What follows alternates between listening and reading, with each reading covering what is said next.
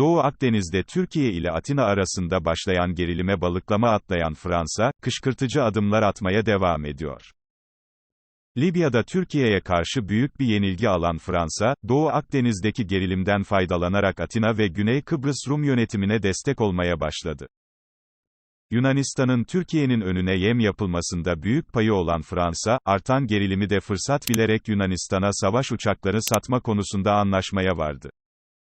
Savaşın an meselesi olduğu Doğu Akdeniz'de gerilimi daha da artıracak adımlar atmaya başlayan Fransa, en büyük savaş gemisi Charles de Gaulle'ü Doğu Akdeniz'e gönderme kararı aldı. Fransa'nın eski cumhurbaşkanlarından Charles de Gaulle'un adını alan 261 metrelik ve 42.500 tonluk geminin savaş jetleri taşıyacağı belirtildi. İsmini açıklamayan Fransız kaynaklar, geminin üzerinde çok sayıda silah ve mühimmat olduğunu öne sürdü. Gemide Rafale savaş jeti taşındığını, radar ve füzelerle birlikte denizaltı savarların olduğu belirtildi. Gemide elektronik takip, hedefleme ve müdahale etme sistemlerinin de olduğu kaydedildi. Türkiye karşısında çaresiz kalan ve Avrupa Birliği'nden yardım dilenen Yunanistan ise başta Fransa ve bazı ülkelerden silah satın alma kararı aldı. Her gün yenilenen ve %70 millilik oranına ulaşan Türk savunma sanayisi ile başa çıkamayacağını anlayan Yunanistan, silahlı kuvvetlerini acil olarak güçlendirme kararı aldı.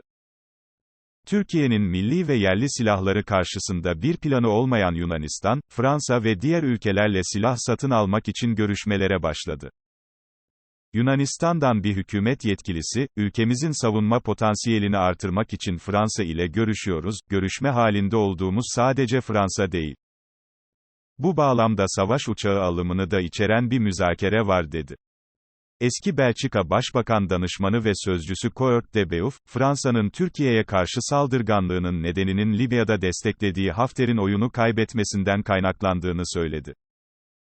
NATO'nun da Doğu Akdeniz konusunda ve Fransa ile Türkiye'nin savaş gemileri arasındaki olayda Türkiye'ye karşı bir duruş göstermediğini belirten de Beauf, bence bu da NATO'da Fransa ve hatta Yunanistan'ın olayı abarttığının düşünüldüğü, sadece Türkleri suçlamanın doğru olmadığı anlamına geliyor.